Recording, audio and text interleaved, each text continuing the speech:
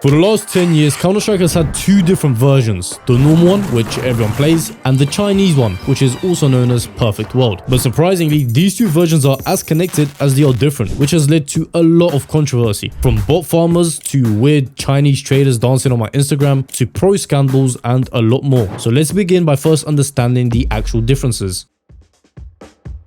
Chinese Counter-Strike is called CS2 Perfect World. Why? Well, it's not just propaganda. Perfect World is one of the biggest gaming companies in China. So for Valve to distribute CS, they needed to partner up with someone, as China has very strict laws. So strict that if you wanted to play Counter-Strike, you need to verify your ID before you get access to an account. So if you get caught hacking, you're going to jail. We will talk about laws later on. The main difference from our version of CS and theirs is that they are basically completely isolated from us. They have their own ranked leaderboard, which we cannot access. They have their own servers which are separate from the rest of the world, and no one can play with them unless you're on the Perfect World version of Counter-Strike. You can, however, trade with them, but the differences do not stop here. Laws in China prevent blood from being shown on TV or in games, so instead of red blood, they use black blood. But what about all the skins and stickers? Well, they have also been tweaked, most notorious of which is the USPS kill confirmed. As you can see, for us it has a skull and red blood, but the Chinese version has a cyborg head and this blue splatter. And this isn't the only skin. There are actually about 48 skins that are different on the Chinese client and around 120 stickers. But as I said, the differences do not stop here. If any maps have political symbols like cash, they had to be tweaked. If there was Arabic writing, like here on Mirage, this had to get removed. And for some reason, they didn't like money being shown, so that also had to get blurred out. I mean, if you ask me, this is top tier brainwashing and propaganda. Even when you load into the game, you get a disclaimer in Chinese which reads, "Healthy gaming advice. Resist harmful games and reject pirated games. Be careful to protect yourself and avoid being scammed. Playing games in moderation can be beneficial to the brain, but excessive gaming can harm your health. Manage your time wisely and enjoy a healthy life." I mean, to be honest with you, this sounds like good advice. In our version, we don't get shit, and I think if your regular Russian had to read this every day before he loads in, I think he might be a bit calmer in game.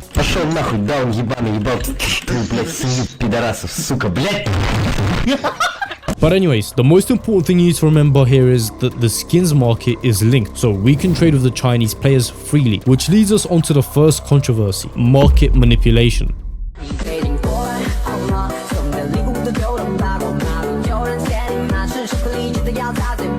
I don't know if you've seen this guy on Instagram, but every time I see him, he pisses me off. Little did I know he's one of the 4 groups responsible for the market manipulation we're currently seeing. If you haven't been living under a rock, these Chinese groups have basically been pumping and dumping the skins market, from random MP9s to cases, AKs, and a lot more. But things go much deeper than you would think. Let's start by looking at the biggest culprit, Wind King. This motherfucker is like the king of the geeks. He has one of the biggest influences in the market and has built somewhat of a cult. The guy literally live streams every day on the Chinese TikTok, Duyong. But what's scary is the pyramid scheme he runs in the background, which is fueled by literal death threats and paranoia. He basically sells a course. At the top are the people who are closest to him and get all the information about the skins first. In the middle are the people who might receive the information a week later, and at the bottom are the people that basically pay $65 to get dumped on. Now you're probably as confused as me. Why would people continually pay $65 for the lowest tier just to get screwed over? And that's when the paranoia comes in. Winkin claims that he doesn't want skins to get dumped, but to keep their inflated prices, which is obviously ridiculous. But because of this philosophy, people trust him. And what's crazier is that he restricts people at the top from selling too early. And if they do, well, they get doxxed and threatened. Some people have apparently committed suicide from trusting this guy because they lost so much money. The main skin they manipulate is the Glock 18 red tile, which they seem to pump and dump every month. But before that, I just want to make your life a little bit easier with today's sponsor, Skins Monkey. Instead of you having to sell your skins on the Steam market one by one, you can just quickly and easily exchange your old skins for better ones with just a couple of clicks. On top of this, if you use code SOCKMAN, I won't get any commission, but you can get up to $5 for free on your first trade, or a 35% bonus on any deposits. Skins Monkey also offers daily, weekly and monthly giveaways for completely free,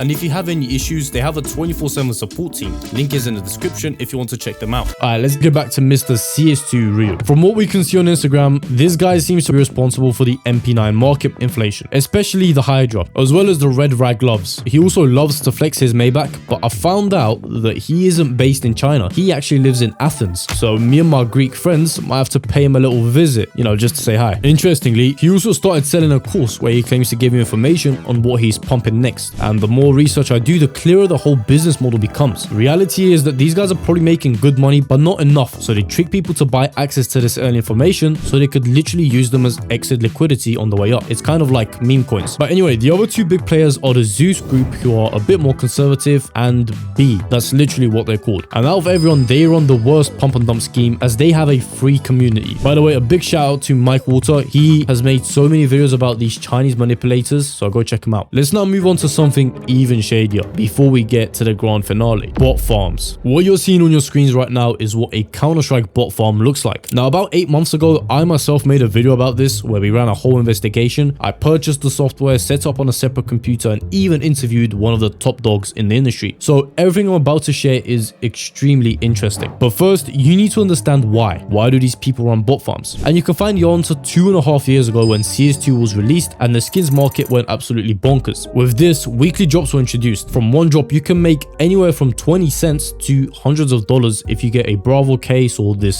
skin. Now, imagine this with thousands of accounts. All of a sudden, it becomes a very lucrative business model. And this leads to something you might have not realized: fake play accounts. 30 to 50% of the CS2 players are bots. You can actually see that every time a new skin is added, a player record gets broken. And this is not because hundreds of thousands of players want to hop on and get a new skin, but because at this point, the bot farmers will make the most money. At the peak of this whole thing, the biggest paid bot farming service reported that they were earning $225,000 a month from selling a subscription. They had roughly 15,000 people paying. So let's say hypothetically, every person had 10 accounts. Well, now you have 150,000 bots. The reality is though, that most people need hundreds of accounts to actually make a good profit. So this figure is probably much bigger. The Chinese pro scene. About half a year ago, we had one of the craziest accusations towards Z4KR, or as I like to call him, the Chinese Andrew Tate. For those of you who do not know, he is the AWP player for Lin Vision, a Chinese esports org. Now, what did he do? Well, a lot. He was exposed for dating 3 girls at the same time, all while having a public girlfriend. Apparently, what happened is he hooked up with one of his fans, promised her they would get married, but then they didn't. So he tried to pay her to stay quiet, but you know, she went out and leaked everything. Now you're probably thinking, well, that's not that serious. He's just a G, right? But wait till you hear this. During the Blast Austin major, he hired a prostitute and he contracted trichomoniasis, basically an STI. He then infected his girls back in China with the STI, and he was also exposed for frequently getting Chinese massages, if you know what I mean. But things got really serious when he tried to intervene with the relationships of his teammates. Apparently, he tried to get involved with one of their girlfriends, which caused problems between the players, which honestly is a bit fun and a bit sad at the same time. However, the controversies in the pro scene do not stop here. A while back, the Falcons pro Boros leaked a Chinese match fixing ring. He was apparently approached by the Chinese pro somebody. He asked him on Twitter if he'd be down to match fix, which he then of course denied and posted everything. This, however, wouldn't be the last time we would hear of this, as a Chinese whistleblower called Shukebai would leak the whole operation. The person behind it all was called Mr. C, also known as Cheng Peng, the cousin of somebody. Mr. C controls 3 big esports organizations and was match fixing these Chinese games. But because most of these teams were tier 2, the odds and payouts weren't always as great, so he took things further. He match fixed against Tai Lu at the Shanghai RMR, but not in the way that you think he would. He basically used something called router cheats. They basically allow you to source information like where the enemies are, and you can even spoof them. Luckily though, some of the Apex players did get banned. Alright, I think that's enough of China for one day. If I missed out anything interesting, do drop it below in the comments and make sure to subscribe.